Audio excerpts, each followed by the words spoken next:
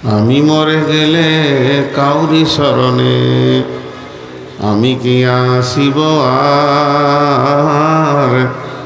আমাকে ভাবিয়া অশ্রু ঝরাবে এমন বেদনা বুকে আছে কার? আমি মরে গেলে কাউরি শরণে আমি কি আসিব আর? আমাকে ভাবিয়া অশ্রু ঝরাবে এমন বেদনা বুকে আছে কার? লোহবার আশায় বেঁধে রাখে সকলে আঁচলে আপন জনে। লোহবার আশায় বেঁধে রাখে সকলে আঁচলে আপন জনে। আজ আমাকে বিদায় জানালে কাল রাখিবে না আর মনে। ভেবে নিবে তারা আমি তাদের দিতে পারিব না কিছু আর।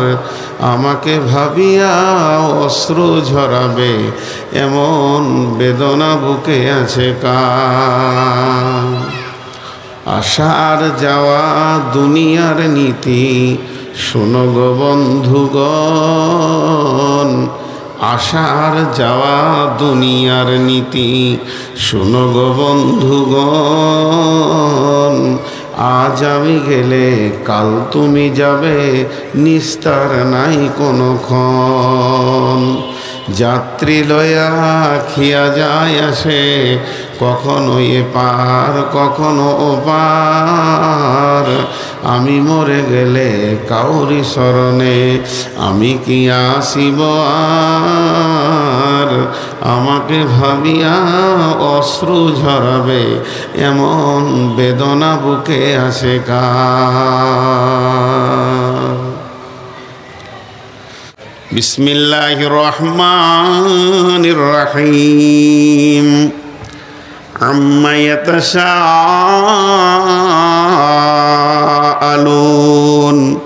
আনিন নাবাইল আযীম আল্লাযী হুম ফীহি মুখতালিফুন।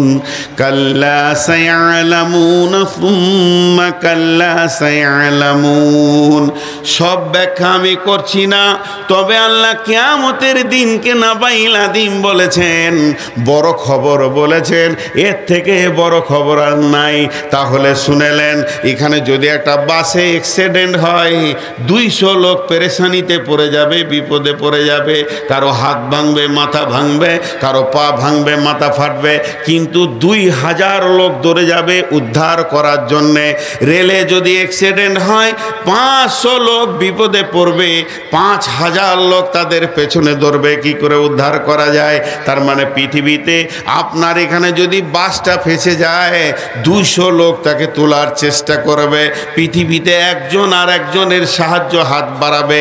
আর কিয়ামতকে বলা হয়েছে নাবাইল আযীম। তার মানে সেই দিনটা এমন দিন যে ফাঁসবে সে নিজে উদ্ধার হবে, কেউ কারো কাজে লাগবে না। লা তামলিকু নাফসুন লিনাফসিন শাইআ ওয়াল আমরু ইয়াউমাইদিল লিল্লাহ। একজন আর একজনকে দেখবে না। সাধারণ মানুষ তো দূরের কথা, সেদিনে কেমন করে আপনি আমি সফল কাম পাবো, কি করে আমি বাঁচবো, কি করে আমি ফাঁসবো, একবার ভাবেন। সেদিন কেউ কাউকে দেখবে না। হযরত আদম আলাইহিস সালাম বলবে নাফসি নাফসি, শীস বলবে নাফসি নাফসি, নূহ বলবে নাফসি নাফসি, ঈসা বলবে নাফসি নাফসি, মুসা বলবে নাফসি নাফসি, দাউদ বলবে নাফসি নাফসি, সুলাইমান বলবে নাফসি নাফসি। সেদিন হুদ বলবে নাফসি নাফসি, সলেহ বলবে নাফসি নাফসি। হযরত নূহ আলাইহিস সালামকে কেন্দ্র করে সেই হাদিস বর্ণনা করেছেন, উনি হাঁটু দুটো মাটিতে গেড়ে দিয়ে গোড়ালিতে পাছাটা রেখে চিৎকার মেরে বলবে, ইয়া রাব্বি নাফসি নাফসি। আমি নিজের নাফস কেন্দ্রিক আমি কান্না করছি। আমি আমার ফ্যামিলির চিন্তা করার সময় নাই, আমার ছেলে মেয়ের চিন্তা করার সময় নাই। এইরকম একটা দিন, এইটাকে নাবাইল আযীম বলেছে। সেই দিন কেউ থাকবে না। আপনার উদ্ধারকারী শুধুমাত্র একজন থাকবেন, তিনি হচ্ছেন আমাদের রব। আর এক একজন বলবেন উম্মতি উম্মতি, তিনি আখিরি নবী, নবী মুহাম্মদুর রাসূলুল্লাহ সাল্লাল্লাহু আলাইহি ওয়াসাল্লাম। ওই কঠিন দিনটা এমন দিন, আল্লাহ সেই দিনে বাঁচার জন্যে প্রতিদিন 10 বার বলে হাইয়া আলাল ফালাহ, কামিয়াবি নিবি তো আয়, উত্তীর্ণ হবি তো আয়, আয় তোরা যদি নিষ্কৃতি নিবি তো আয়, বাঁচবি তো আয়। সেই আল্লাহ 11টি কসম কে বলছেন, কদ আফলাহা মান যাক্কাহা ওয়া কদ খাবা মান দাসাহা। আল্লাহ তাবারাক ওয়া তাআলা বলছেন নিশ্চয়ই যারা পবিত্র আছে তারা বেঁচে যাবে, আর যারা নাপাক আছে তারা ফেঁসে যাবে। তাহলে গোসল করে পবিত্র হতে হবে, তাই না ভাই? সকলে একবার বলেন তাই তো? জি। আম্মা জান আয়েশা জিজ্ঞাসা করলেন রসুলকে, ইয়া রাসূলুল্লাহ সব থেকে বড় পবিত্র কি? কাদ আফলাহা মান যাক্কাহা, তা আমি পবিত্রটা কেমন করে হব? কে জানতে চাইছে পবিত্র হওয়ার জন্য? আম্মা জান আয়েশা উম্মুল মুমিনিন জানতে চাইছেন আমি কি করে পবিত্র হব। আমরা তো কোনো দিন শেখ সাহেবের দরজায় হাত দিই না, শেখ আমাকে পবিত্র হওয়া শিখিয়ে দেন, সে আকাঙ্ক্ষা আমাদের নাই। কারণ আমরা বলেছি না নিজে নিজে ডন, কাউকে শিখাতে গিয়ে বললো তুই ঠিক হগা। আমরা জানি যে আমরা পাক আছি। আম্মা জান আয়েশা বিশ্ব নবীকে যখন বললেন ইয়া রাসূলুল্লাহ আমাকে বড় পবিত্র হওয়া শিখিয়ে দেন, সব থেকে বড় পবিত্র আম্মা জান আয়েশাকে বিশ্ব নবী বললেন, আয়েশা সব থেকে বড় পবিত্র হচ্ছে রুজিকে হালাল করো। এটা এত খতরনাক, আমার গায়ে যদি কুকুরের পেচ্ছাপ পায়খানাও লেগে যায়, সাবান দিয়ে যদি কাপড়টা ধুয়ে দিই তো পাক হয়ে গেল। কিন্তু হারামখোর যতজন আছে, মদ গাঁজা জুয়া তাস লুডু বিশুদ আর ঘোষ যত রকম পৃথিবীতে আছে, গুল গুড়াকু জর্দা বিড়ি, এরকম ধরনের যত হারামকে স্বাগতম জানিয়েছে, এই খাবার থেকে তাদের রক্ত মাংস তৈরি হবে।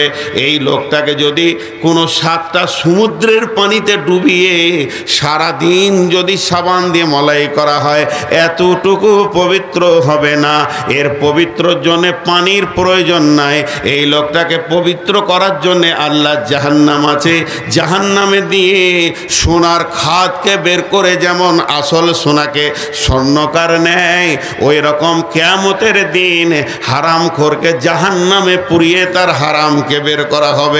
অতএব আয়েশা রে, তুমি হালাল খাওয়ার চিন্তা করো। তার মানে পৃথিবীর যত নেগেটিভ আছে এগুলোকে লাত মেরে পজিটিভগুলোকে তুমি গ্রহণ করো। এর নাম হলো কাদ আফলাহা মান যাক্কাহা ওয়া কাদ খাবা মান দাসাহা। যে সামান্য হারামকে কিয়ামতের মাঠে যাবে, জেনেলেন ওর গাড়ির চাকা ফেঁসে যাবে। একবার ফেঁসে গেলে আর দ্বিতীয় লোক পাওয়া যাবে না, ওকে তুলে উদ্ধার করে দি।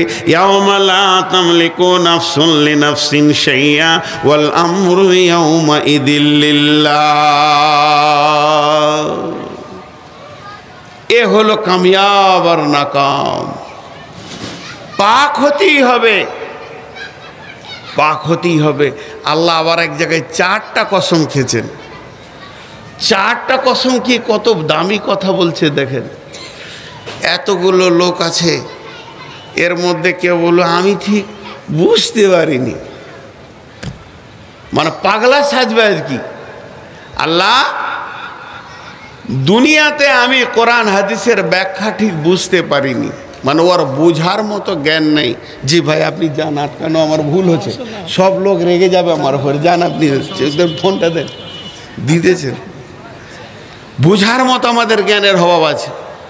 আল্লাহ এক জায়গায় বলছেন 4টা কসম খেয়েছেন। বিসমিল্লাহির রহমানির রহিম ওয়াল ফাজরি ওয়া লায়ালিন আশরি ওয়াস শাফি ওয়াল ওয়াতরি ওয়াল লাইলি ইযা ইয়াসরি।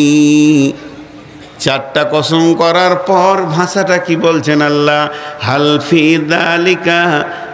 ফি যালিকা কাসামুল লিযি হিজর, হাল ফি যালিকা কাসামুল লিযি হিজর।